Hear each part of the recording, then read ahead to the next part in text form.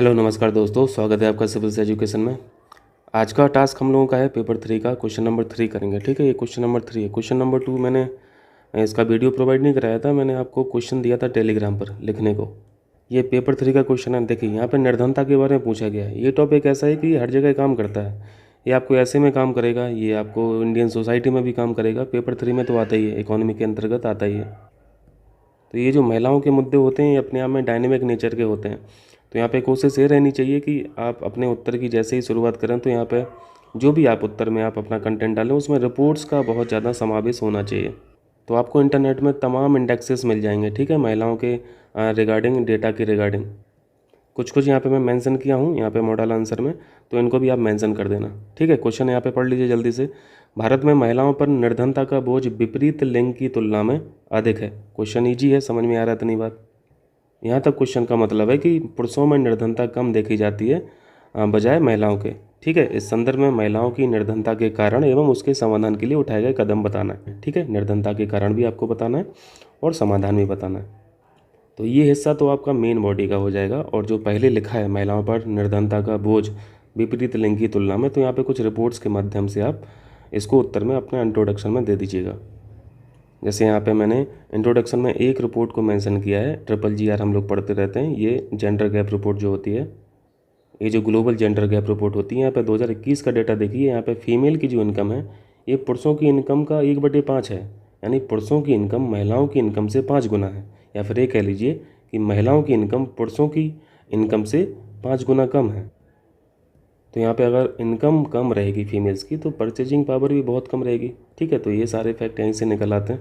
यहाँ पे कुछ और रिपोर्ट्स भी आप यहाँ पे मेंशन कीजिएगा अपने उत्तर में, इंटरनेट पे मिल जाएगा। आप थोड़ा सा मेहनत कीजिएगा तो मिल जाएगा। अब यहाँ पे मेन बॉडी में आपको दिखाना है निर्धनता के कारण और प्रयास। तो पहले कारण देख लेते हैं, निर्धनता के कारण क्या क्या है।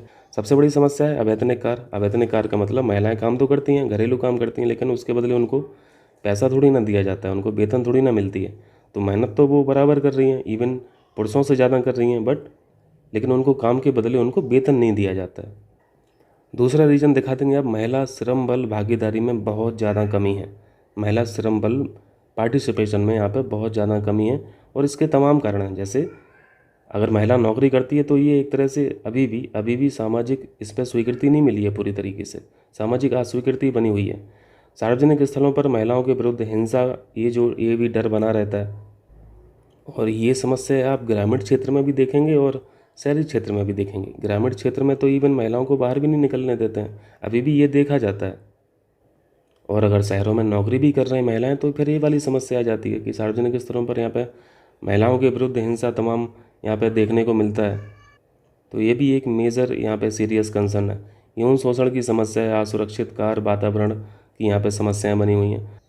तो ये जो सारे रीजंस हैं ये महिला श्रम बल भागीदारी में ये हिस्सेदार हैं। ठीक है, इसके वजह से पार्टिसिपेशन कम हो पाता है। और पार्टिसिपेशन को प्रूव करने के लिए ये फैक्ट आप जरूर डालें। ठीक है, ये रिपोर्ट्स का डेटा देना बहुत ज़रूरी है, तभी आपको अच्छा नंबर मिलेगा। जैसे वर्ल्ड बैंक की रिपोर्ट में एक बताया गया था कि 1990 में जो महिला श्रम बल में पार्टिसिपेशन था वो 30.3% था, मतलब 30% के आसपास था। और यही 2019 में 10% घट गया, ये लगभग 20.5% है। तो ये आपको यहाँ पे कमी शो कर रहा है ना, पार्टिसिपेशन में कमी शो कर रहा है। और यहाँ पे पोषण, शिक्षा, स्वास्थ्य में ये जो आपको जेंडर डिफरेंस दिख रहा है, जेंडर डिस्पैरिटी दिख रही है, तो ये तो आपको हर जगह दिख जा रही है। पोषण में, शिक्षा में, स्वास्थ्य में, गरीब परिवारों यानी ग्रामीण परिवेश में ये ज़्यादा देखने को मिलता है। ऑक्सफोम रिपोर्ट का यहाँ पे एक डेटा डाल सकते हैं।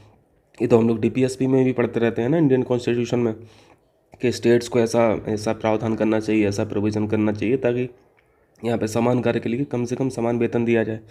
तो कम पारिश्रमिक वाली यहाँ पे समस्या है।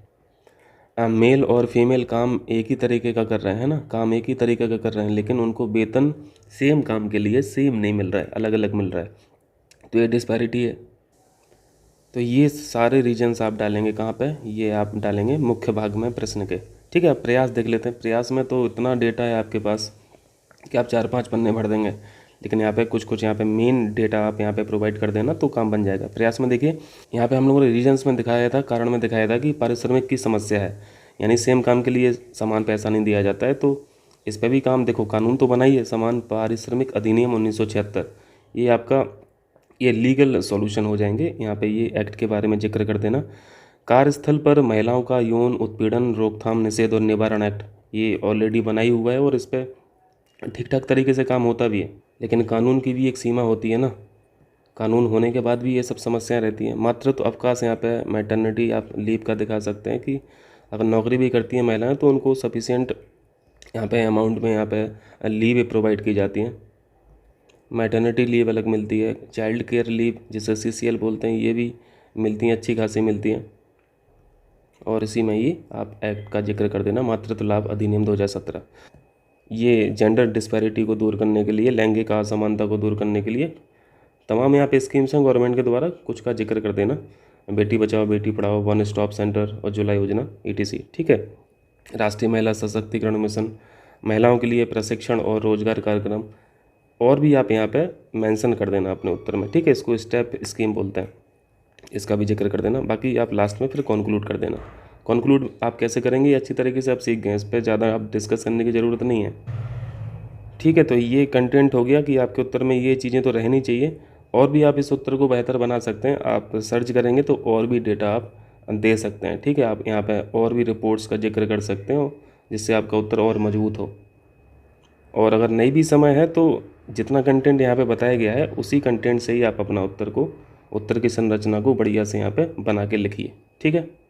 और हाँ, एक चीज़ और कि यार, कुछ जो बंदे हैं ये किसी दूसरी कॉपी से सीधा सीधा कॉपी कर देते हैं, तो ऐसा मत करो ना, फिर आपकी मेहनत का पर्पज क्या रहा यार। आप दूसरी कॉपी से अगर कॉपी कर दे रहे हैं, मैं देखता हूँ कई कॉपी बिल्कुल सेम सेम लिखी रहती हैं, as it is word to word बिल्कुल सेम लिखा रहता है, तो ये सब मत करें, ठीक है। यहाँ पे कोई परीक्षा थोड़ी ना चल रही यार, ये बचकानी हरकतें मत कीजिए। आप अपने लिए काम कर रहे हैं ना, तो आप अपनी भाषा में लिखिए, जैसे भी लिख रहे हैं बट लिखिए, वो हो जाएगा उससे।